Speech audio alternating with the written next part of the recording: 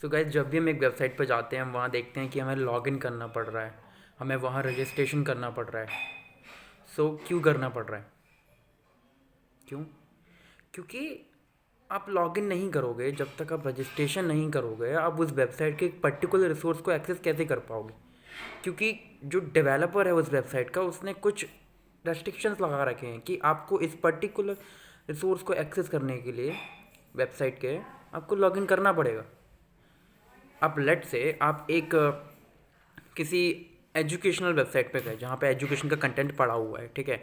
तो जैसे ही आप गए, आपने देखा कि यार जावा स्क्रिप्ट की एक पीडीएफ पड़ी हुई है, फुल नोट्स पड़े हुए हैं, उठा लेता हूँ, मैं डाउनलोड कर लूँगा, मस्त देखूँगा और पढ़ूँगा आराम से। तो उसमें क्या होगा? जब आप उस डाउनलोड वाले बटन पे क्लिक करोगे ना, जब उस डाउनलोड वाले बटन पे क्लिक करोगे ना, so what you will see, वो आपसे एक सामने एक इंटरफेस खोल के दे देगा जिसमें वो आप बोलेगा please log in, please log in. और जैसे ही आप लॉग इन करोगे, वो नीचे आ जाएगा इनवैलिड क्रेडेंशियल्स। क्यों? क्योंकि आप रजिस्टर्ड ही नहीं हो। लॉगिन कब कर पाओगे? जब आप पहले से रजिस्टर्ड हो गए। सो हम जब भी एक वेबसाइट पर जाते हैं, एट फर्स्ट जब आप एक वेबसाइट को विजिट करते हो आपको रजिस्ट्रेशन करना पड़ता है, फिर उसके बाद आप लॉगिन करते हो। तो डेवलपर्स की टर्म्स में, कोडर्स की टर्म्स में, इस चीज़ को हम लोग ऑथेंटिकेशन कहते हैं, ऑथोराइजेशन कहते हैं, ठीक है। तो आज की वीडियो में हम देखने वाले हैं कि ऑथेंटिकेशन क्या होता है। ऑथेंटिकेशन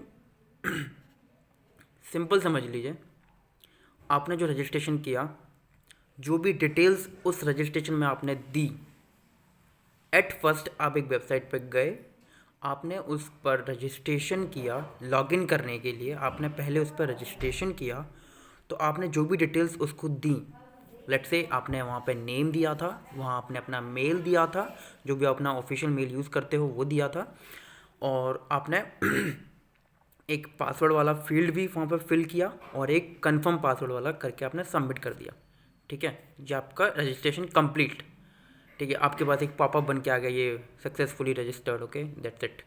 सो उसके बाद क्या हुआ? जैसे ही आप फिर आप उसमें लॉगिन करोगे, ठीक है।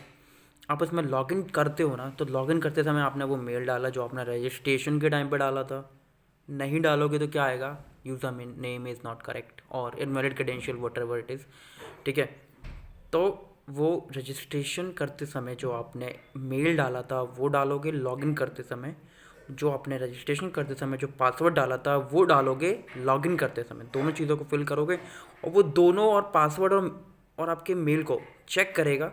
जो आपने रजिस्ट्रेशन किया था ना, वो डिटेल्स कहाँ हैं अभी? वो डिटेल्स उस वेबसाइट का जो बैकएंड है वहाँ पड़ी हुई हैं, डेटाबेस है वहाँ पड़ी हुई हैं। तो जो आपने लॉगिन करते समय जो रजिस्ट्रेशन पर जो मेल डाला था वही सेम आपने लॉगिन पे डाला है, जो पासवर्ड डाला था वही सेम आपने लॉगिन पे डाला है।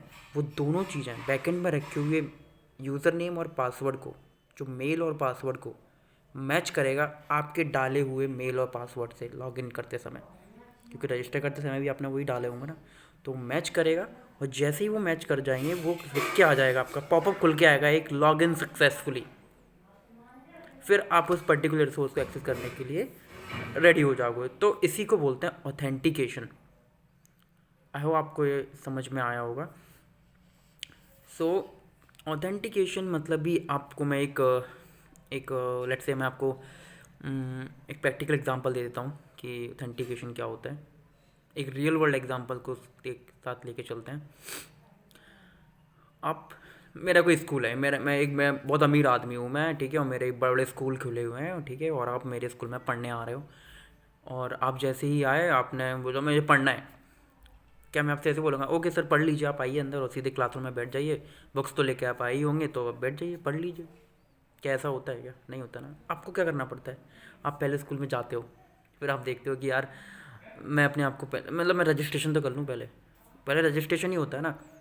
फिर आप जैसे आपने रजिस्ट्रेशन करते हो, फिर आपको वो जो भी आपके लिए आईडी देते हैं, एक आपको, ठीक है, आईडी कार्ड वगैरह देते हैं। फिर आप जब सेकंड डे या जितने भी एक महीने बाद जब भी आप स्कूल खुल जाता है आप जाते हो, तो आपको आईडी देख के एंट्री मिल जाती है। तो जो आपने आईडी दिखाई ना वो आपका लॉगिन हुआ है वहाँ। और जो आप पहले, सॉरी, जो आपने वहाँ पहले गए थे ना, रजिस्ट्रेशन किया था, वो आपका रजिस्ट्रेशन प्रोसेस था जिसको हम साइन अप बोलते हैं, साइन अप। आई होप ये तो चीज़ें पता होगा कि रजिस्ट्रेशन को ही साइन अप बोला जाता है। साइन अप रजिस्ट्रेशन एक ही चीज़ है, हाँ, ये तो छोटी सी चीज़ है, सबको पता रहता है, आपको भी पता नहीं पता होगा तो आप पता पड़ गया कि रजिस्ट्रेशन और साइन अप एक ही चीज़ होती है और लॉग इन और साइन इन एक ही चीज़ होती है। So what is happening there कि अब थोड़ा इंग्लिश में सुन लीजिए, ऑथेंटिकेशन क्या होता है।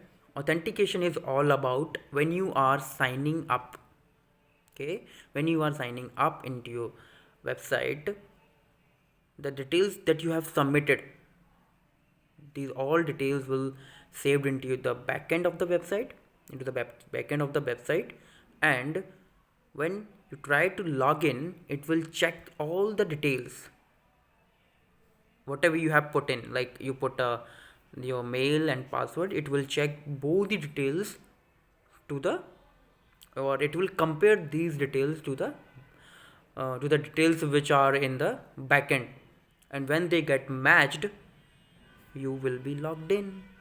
That is all about authentication. तो आज की वीडियो में ऑथेंटिकेशन देखा, और नेक्स्ट वीडियो में ऑथराइजेशन के बारे में पढ़ेंगे, और उसके बाद मैं आपके लिए बहुत अच्छी अच्छी वीडियोस लाने वाला हूँ। सो प्लीज़ आपको पता है क्या करना है। Thank you.